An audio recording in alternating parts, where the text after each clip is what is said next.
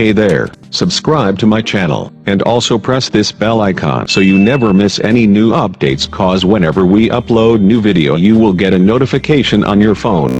Part 1.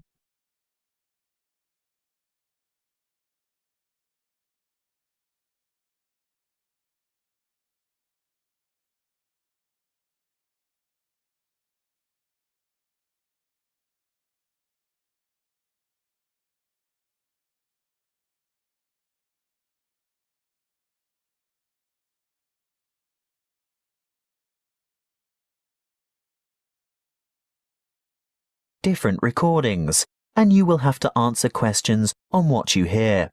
There will be time for you to read the instructions and questions, and you will have a chance to check your work. All the recordings will be played once only.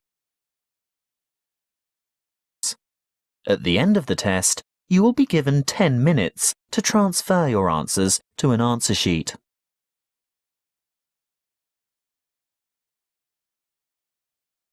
You will hear a telephone conversation between a male insurance agent and a female client who wants to make changes to her policy. First, you have some time to look at questions 1 to 5.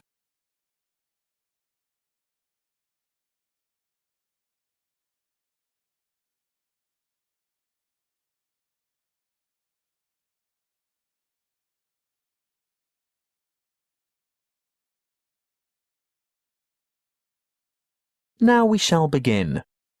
You should answer the questions as you listen, because you will not hear the recording a second time. Listen carefully and answer questions 1 to 5. Good morning, Tauber Insurance Company. How can I help you? Good morning. I want to alter my insurance policy. Is that for your house, contents or vehicle? My vehicle. Can you give me the number of the policy, please? Certainly, I have it here in front of me. It's ZQW 5009. And what make and model of car is it? It's a Mazda Marvel. And what's the CC rating? Sorry, what do you mean? How big is the engine? Is it 1,500 or 1,800 cc, for example? Oh, that. It's actually much bigger than that. It's 2,500 cc. Thank you. Now, I just have to ask you a few questions to verify your identity. What name is the policy under? Heathcote. Let me just bring that up on the computer.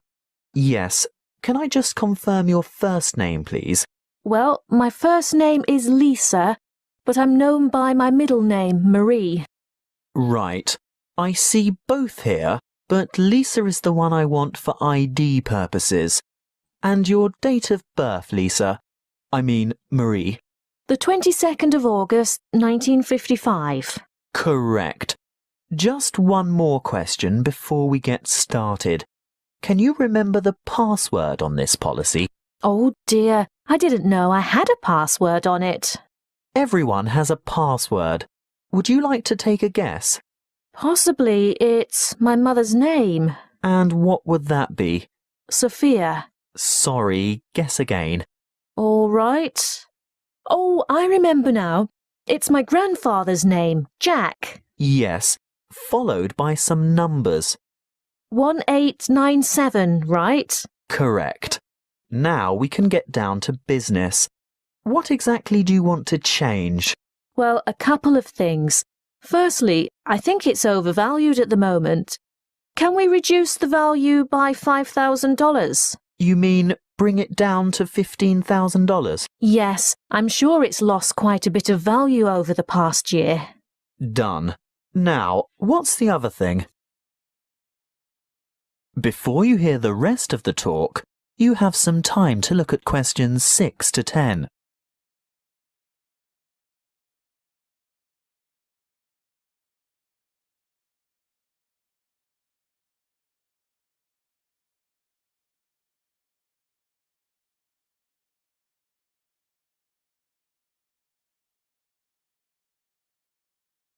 Now listen and answer questions 6 to 10. Well, I want to add the name of another driver to my insurance policy. Who is it? His name is Samuel Michaels. He doesn't have the same family name as you. No, he doesn't. Is that a problem? No, it shouldn't be, as long as he's over the age of 25. But we find it easier to get approval for family members. Oh, he is family.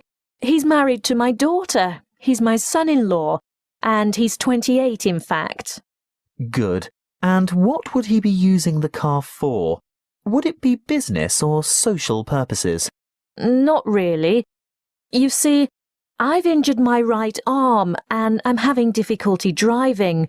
It's not an automatic. I have to use the gear stick. And Sam, that is Samuel, offered to drive me to my appointments and so on. He's a good driver and I feel safe with him, but I'd like to know that the car is still insured with him behind the wheel. So that would be family reasons then? Yes, I think so. Will my premium go up? No, as long as you can provide us with a photocopy of his driver's license. A true copy. You know what I mean. You'll have to get someone from the Department of Transport to sign it, saying that he's seen the original document. I think we can manage that without any difficulty.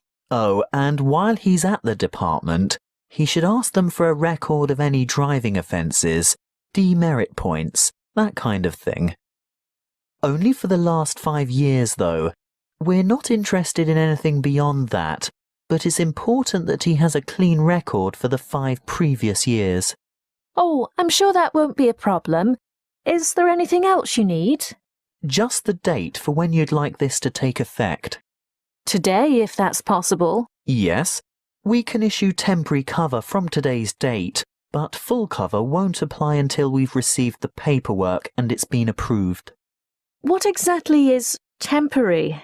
He'll be covered for 2 full weeks, but it will lapse after that time if there's any problem with his credentials. That is the end of part 1. You now have half a minute to check your answers.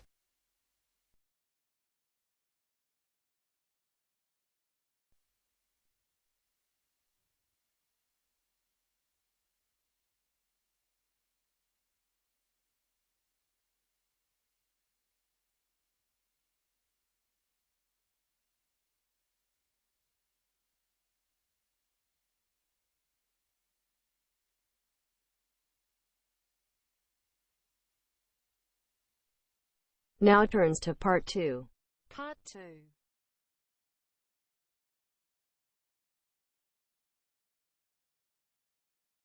You will hear a counsellor from Health Services talking about confidence and goal setting. First, you have some time to look at questions 11 to 16.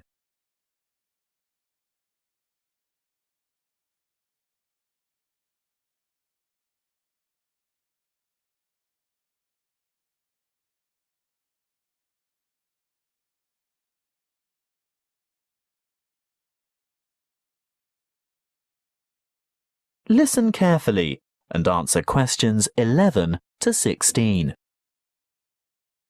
Hello, I'm Jo from Health Services, and I'm pleased to be here talking to you today. You've come here today to learn more about gaining confidence and setting goals. How many of you are truly positive thinkers? Positive thinking is the key to confidence. It doesn't matter whether you are playing a sports match, facing an interview, or preparing for an exam. If you apply positive thinking, you will gain confidence. This is the secret. Positive thought patterns. Positivity leads to confidence, which, in turn, will optimize your performance. What is the one simple mental strategy that all confident people have in common? They concentrate on success. But don't they ever fail? Don't they make mistakes? What happens when things go wrong? The crucial difference is that they don't dwell on failure. Everybody makes mistakes. I mean, how else do we learn? Rather than giving up or becoming depressed, the best strategy is to register the mistake, note what went wrong, and determine what would have been a better way to act or what could have been done differently in order to achieve a more successful outcome.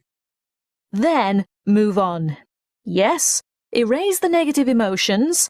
Allow those memories of defeat, frustration, or dissatisfaction to fade and move forward. Negativity erodes confidence. You need to put aside your disappointments and focus on successful outcomes. Oh, it's not that easy, I can hear you saying. Well, no, it's not easy to forget failure, but no one ever fails completely, so congratulate yourself on the areas where you did do well. Mentally replay the best bits, even if they're only a small part. Now, there are 2 more things you need to do. Firstly, rehearsal. Yes, you heard me. Rehearsal. Surely only actors in a play need to rehearse their parts? No, the truth is, we all need to rehearse. This is a surefire way to build confidence. Before the match, presentation, the exam, or whatever, imagine yourself performing successfully in that particular situation. And here's the second tip: look confident. That will always give you an extra physiological advantage. So you can see that mind and body work together on this. You have to think and act positively. Let's talk a bit more about how to look confident. If you have to overcome a challenge, get rid of that anxious expression and rigid posture, those downcast eyes and nervous gestures. Even if you don't feel very self-assured, you can still give the appearance of confidence. Stand tall, hold your head up, make full eye contact, and keep an open expression. Replace the frown with a smile if you can manage it. And those hunched shoulders? Relax those shoulder muscles. If you need to, take a deep breath and stretch to release pent-up anxiety and tension. What if you have to make a difficult phone call, for example? Nobody can actually see you, so does it matter what you look like? Yes, it does. Practicing positive body language will help you cross the threshold into a confident mood. Before we move on to talk about goal setting, it may surprise you to know that once you have set a goal in life, the brain responds with a burst of activity, which we experience as, that's right, happiness. And what happens when the goal is achieved? Yes, there is another burst of activity and another feeling of happiness. Before you hear the rest of the talk, you have some time to look at questions 17 to 20.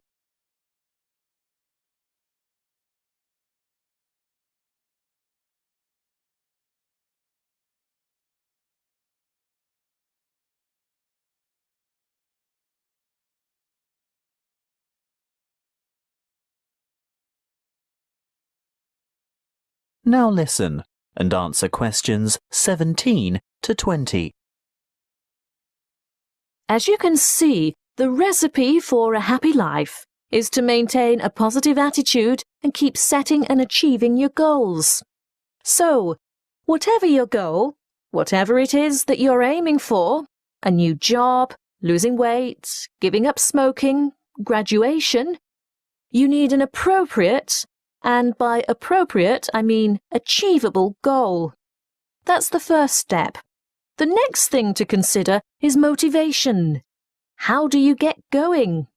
Well, it's more likely to motivate you if you think of the rewards of success rather than focus on failure or what you might lose. So, you need to establish your incentives.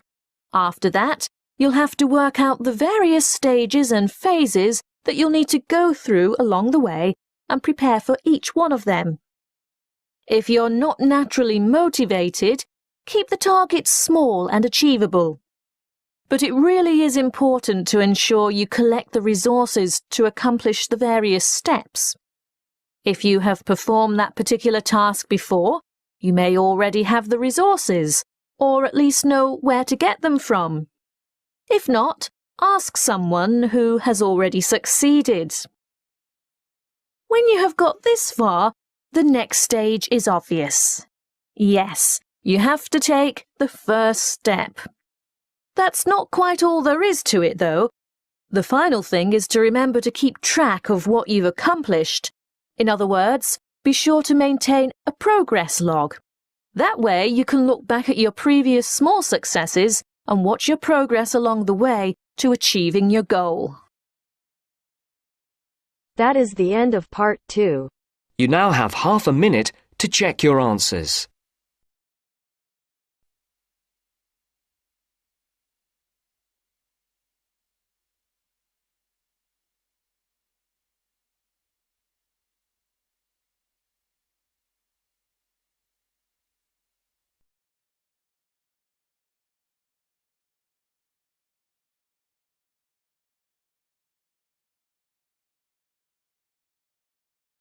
Now turns to part 3. Part 3. You will hear two students discussing a science project. First, you have some time to look at questions 21 to 25.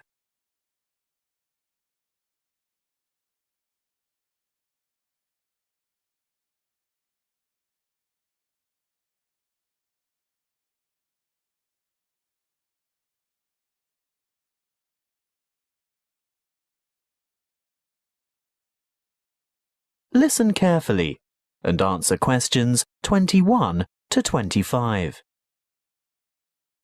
Hi, Julia. Hi, Bob. Thought about the science project yet?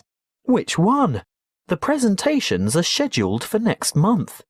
The experiments that you and I are working on to demonstrate density, buoyancy, and the compression of gases. That'll be complicated. Well, it's not supposed to be. It'll be part of the Making Science Simple series that's being showcased next year, and we have to be ready to demonstrate by the end of next week. Oh, well, simple, you say? Yes, not just the concept, but the materials too. We have to use cheap, readily available common items. Expensive lab equipment is out of the question. I remember something about using recycled or throwaway items if possible. Anything portable that we can bring into the lab. That's right. Well, any ideas for the project? What about the classic Cartesian diver? Is that the same as a Cartesian devil? The invention named after the famous French physicist René Descartes. Yes. A long time ago, superstitious people labelled it that because they couldn't comprehend the scientific principles it demonstrated. They thought it was black magic. How shall we do it? By keeping it as simple, transparent and economical as possible. So, to start with... Open your pencil case and let's have a look. You haven't got any... Any what? Paper clips. Oh, there are lots of them in the bottom of my bag. They slip off my papers and collect in the bottom. Look, here's half a dozen. But they're all big metal ones. I want little ones. Small, vinyl-covered multicoloured ones. Oh, I've got one or two of them too. Great, and if we look around, especially on the floor, we're bound to find a few more. See? Here. What else do we need? A small rubber band. Well, I've got one of those in my pocket. No, not that kind. Let's go and ask Tara. Why? Those really small coloured bands for making ponytails are ideal. Hey, Tara? Yes? Have you got any spare rubber bands, like the ones you fasten your hair with? Oh, heaps. A whole packet full. Help yourselves. Terrific. So far it hasn't cost us anything. What now? Let's go and rummage through the recycling bins beside Joe's mini market. What for? We want a 2-litre plastic soft drink bottle with lid. Hey, I draw the line at sorting through other people's rubbish, and we're also not likely to find one with a lid.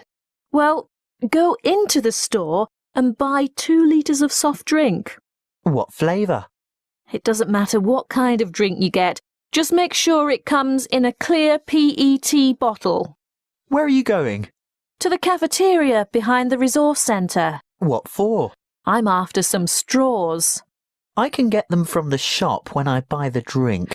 No, I've seen theirs. They're the waxed paper ones. We need clear plastic, and I know they've got them in the cafeteria. I'll also see if I can get a tall plastic cup from there. Good luck. Meet you back here in 5 minutes. Maybe longer because I want to go over to my locker and get a wire coat hanger. Before you hear the rest of the conversation, you have some time to look at questions 26 to 30.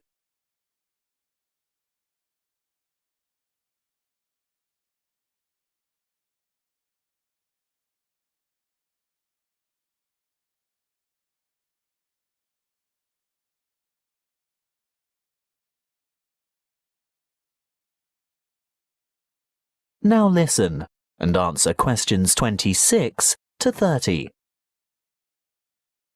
Right. Have we got everything now? I think so. I've got extras of most things, so don't worry if this doesn't work first time. OK. Assembly. Step 1. Take a straw and fold it in two. No, not like that. These plastic ones are quite hard to fold.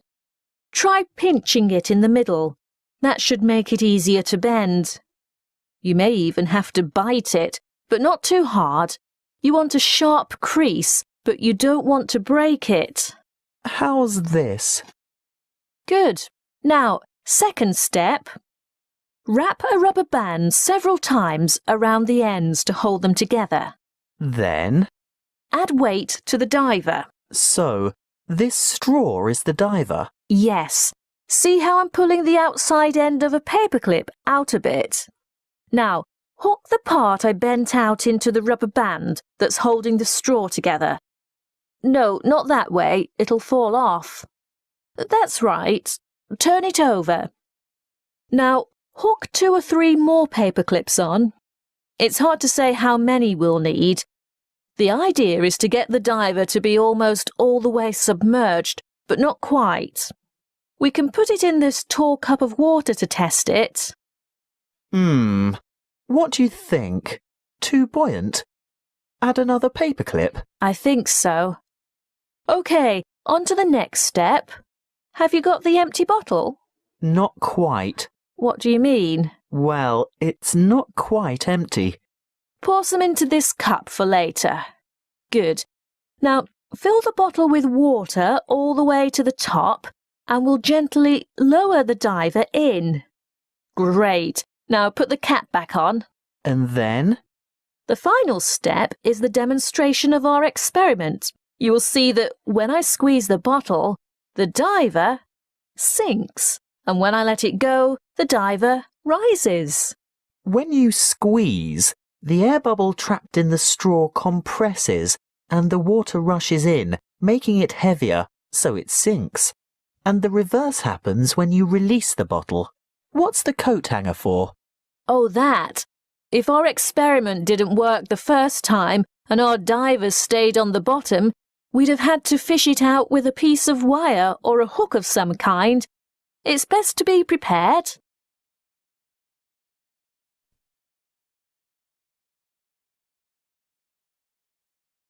That is the end of part 3. You now have half a minute to check your answers.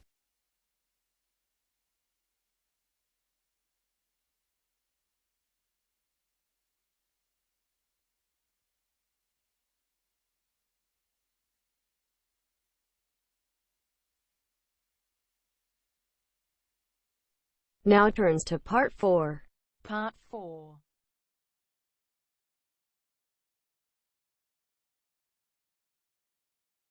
You will hear a lecture on volcanic activity and its effect on the atmosphere. First, you have some time to look at questions 31 to 40.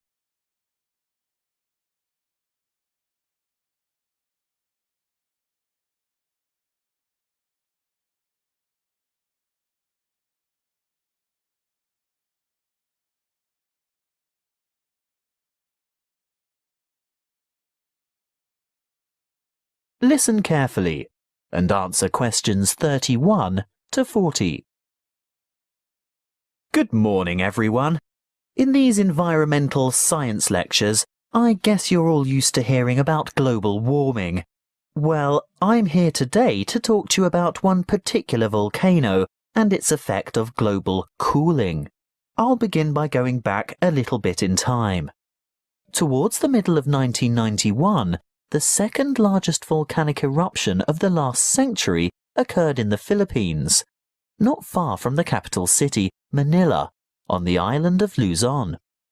Mount Pinatubo belongs to a chain of volcanoes in the area, and this was by no means its first eruption. There is evidence of eruptions from approximately 500, 3,000 and 5,500 years ago. The events of the 1991 Mount Pinatubo eruption began in July 1990, when a magnitude 7.8 earthquake occurred 100 kilometers northeast of the Pinatubo region. The sleeping giant was reawakened, but few people had any idea of what was in store for them. In mid-March 1991, many earthquakes were experienced around Mount Pinatubo, and this is when volcano scientists, or volcanologists as they are called, started their investigation of the mountain. Before the disaster, thousands of people lived in very close proximity to the mountain, and on April 2nd, small explosions from vents near the crater dusted their villages with ash. This resulted in the order for evacuations of 5,000 people later that month. Earthquakes and explosions continued to harass the residents, and on June 5th, a Level 3 alert was issued for 2 weeks because of the possibility of a major eruption. However, the appearance of a large amount of lava protruding from the mountain on July 7th led to the announcement of a Level 5 alert on June 9th, indicating an eruption in progress.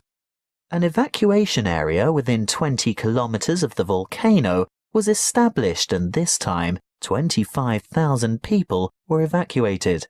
On the following day, Clark Air Base was evacuated, and the danger radius was extended to 30 kilometers from the volcano, resulting in the total evacuation of 58,000 people. On June 15th, just after midday, the eruption of Mount Pinatubo commenced and lasted for 9 hours, causing numerous major earthquakes due to the collapse of the land at the top of the mountain and the creation of a huge caldera. What's a caldera, I hear you say? Well, it's obvious really. With a huge eruption such as this, where enormous amounts of material have exploded into the air, the summit falls into what is now an empty chamber, and thus forms a large crater. As luck would have it, as the eruption was taking place, a tropical storm was passing just to the northeast of Mount Pinatubo, bringing a lot of rainfall to the area. The dust and cinders that had been thrown up into the atmosphere combined with the water vapor from the storm to cause a rainfall of tephra that fell across the whole island of Luzon. Most of the people who perished during the eruption did so because of the weight of the ash collapsing roofs and killing the occupants of the houses. If it hadn't been for that passing storm, the death toll would certainly have been much lower. But that's not all. Besides the ash, Mount Pinatubo expelled between 15 and 30 million tons of sulfur dioxide gas. Can you guess what happened next? Yes, the sulfur dioxide mixed with water and oxygen in the atmosphere to become sulfuric acid, which is a major contributor to ozone reduction. The eruption plume from Mount Pinatubo reached high into the atmosphere, attaining an altitude of 34 kilometers, and the resulting aerosol cloud spread around the Earth in 2 weeks and had covered the planet within a year. During the years 1992 and 1993, the ozone hole situated over Antarctica reached an unprecedented size. The cooling effects of this cloud over the Earth were remarkable. It reduced global temperatures considerably. In the United States, for example, we experienced our third coldest and third wettest summer in 77 years during 1992.